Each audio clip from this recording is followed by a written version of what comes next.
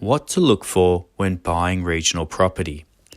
Living in rural country can be quite peaceful and quiet, a relaxing lifestyle indeed. If you want to buy a regional property, here is a list of a few common things you should look out for in advance. Land covenants. When buying regional property, it is important to read the terms and conditions. In purchasing a block of land that was subdivided will often be subject to a number of land covenants. These terms and conditions underline what you can and can't do to your land. It may impose regulations such as disallowing you to have a front fence, or it may require you to have a house built within 12 months of the land settlement.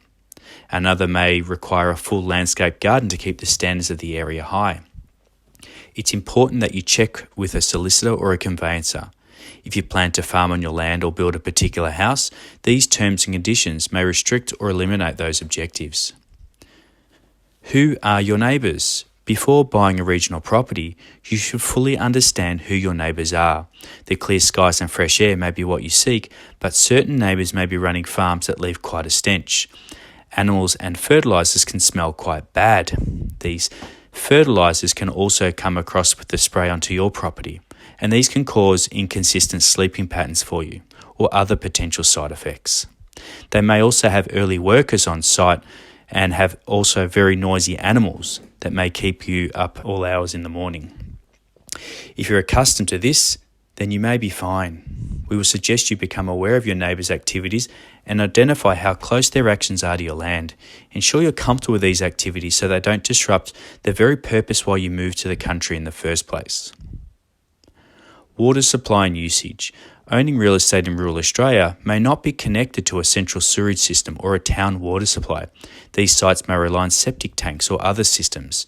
This relates to both buying new and old property. If it's established property, it's important to review the quality of the installation. Determining council consents and required maintenance is also quite important. If there is consent on an existing house, it would be advisable to ensure those consents are transferred into your name as part of the purchase. If this is overlooked and there are issues, this can be an extremely costly exercise to rectify. Local pests and diseases. If you're buying in regional country Australia and plan to establish a farm or continue on from an existing farm, take note if there are any pests or diseases that may affect your farm or your personal lifestyle. Diseases can come from the grass or plants, while pests such as wasps and fruit flies can make your experience very challenging. If you're inexperienced, ask your local authorities, your council or solicitor, to find out more before proceeding. If you remain unsure about the circumstances, don't be afraid to organise a soil test or a pest inspector to check the place out.